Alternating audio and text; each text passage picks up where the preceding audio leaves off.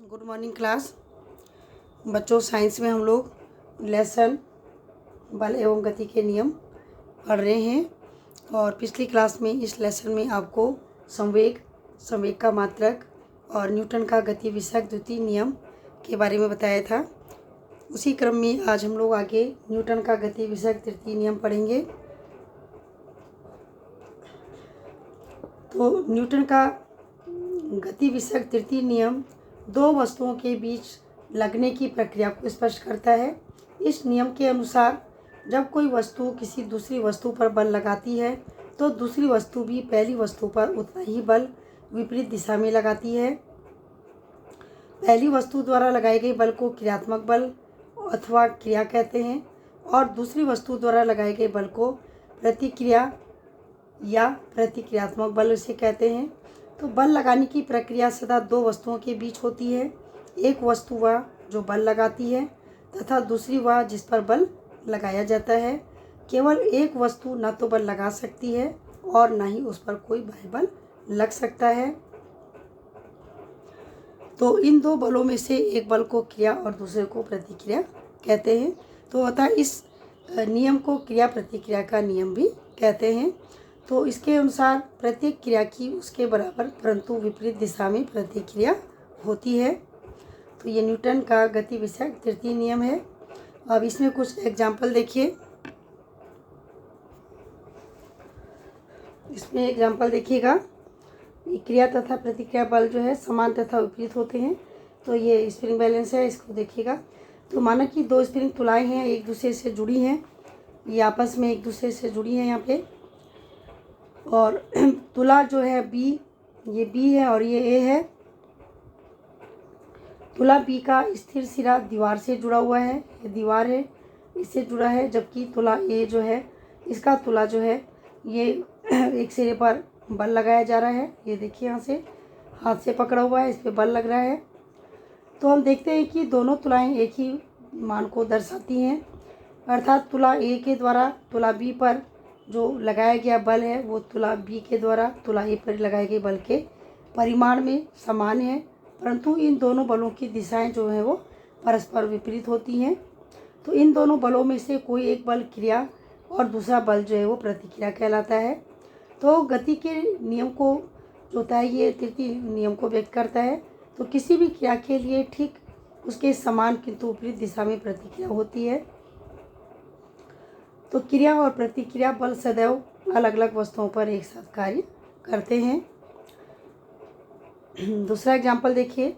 यदि आप विश्राम की अवस्था में हैं और सड़क पर चलना प्रारंभ करते हैं तो इसके द्वितीय नियम से इसके लिए एक बल की आवश्यकता होती है जो आपके शरीर में त्वरण उत्पन्न करता है।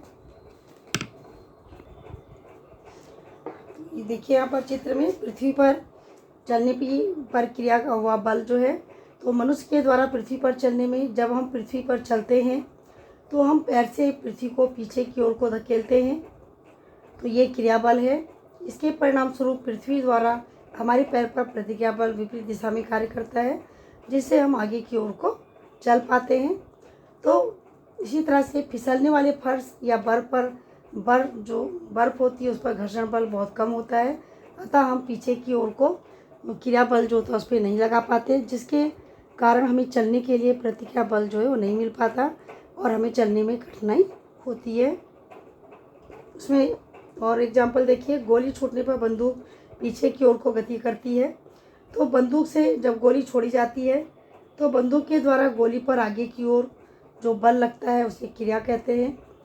उसमें गोली आगे जाती है। इसकी प्रतिक्रिया के रूप में गोली के द्वारा भी बंदूक पर उतना ही बल पीछे की ओर को लगता है, प्रतिक्रिया बल होता है, जिससे बंदूक पीछे की ओर को भागती है। ये देखिए, जेट विमान है, वायुयान है ये।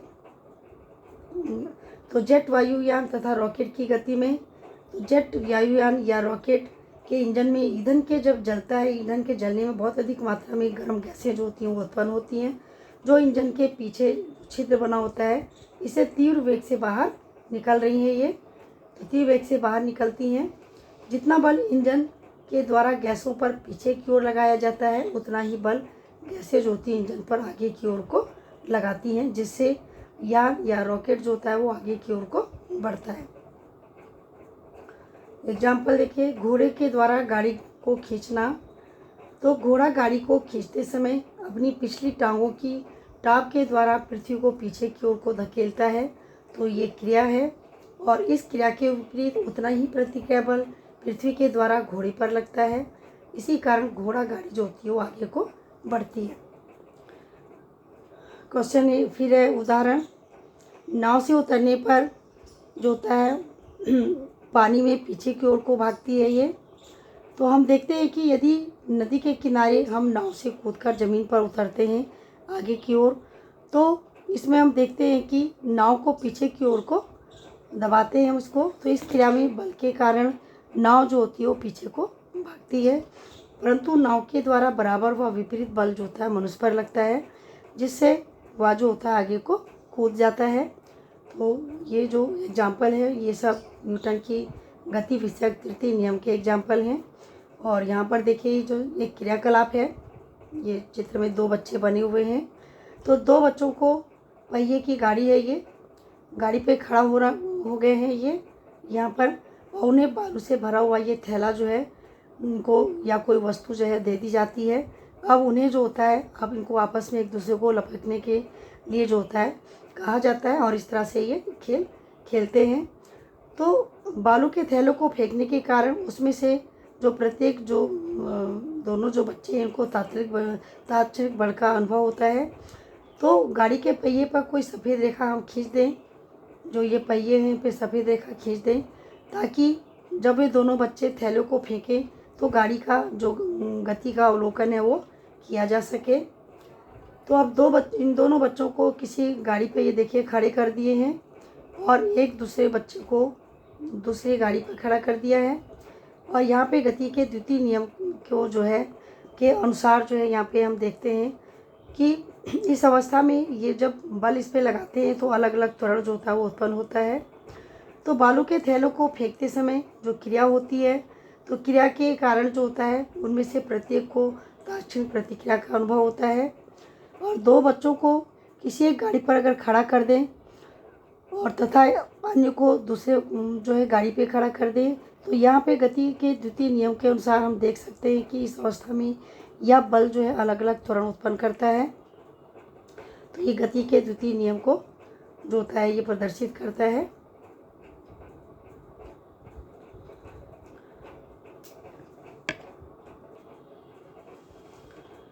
देखिए बच्चों, ये चित्र बना हुआ है बंदूक का। तो गोली लगने वाला त्वरित बल और बंदूक का जो प्रतिक्षेपण है इसके द्वारा दिखाया गया है। और नाविक के आगे की ओर कूदने की स्थिति में नाव जो होती है पीछे की ओर को गति करती है।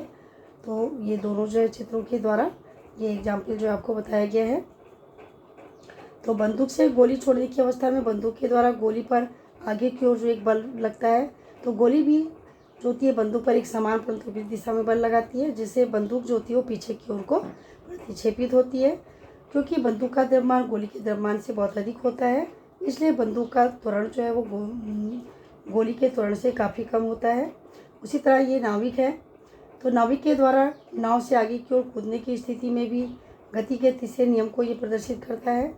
तो नाविक जब आगे की ओर को कूदता है या आगे की ओर कूद रहा है, तो नाव पर लगने वाला जो प्रतिक्रिया बल होता है वो नाव को पीछे की ओर को धकेलता है। तो ये न्यूटन की गति को के तृतीय नियम को प्रदर्शित करते हैं, और ये उसके उदाहरण हैं। तो बच्चों, इसके आगे हम लोग नेक्स्ट क्लास में पढ़ेंगे। इसे आप कॉपी में नोट करिएगा और याद करिएगा।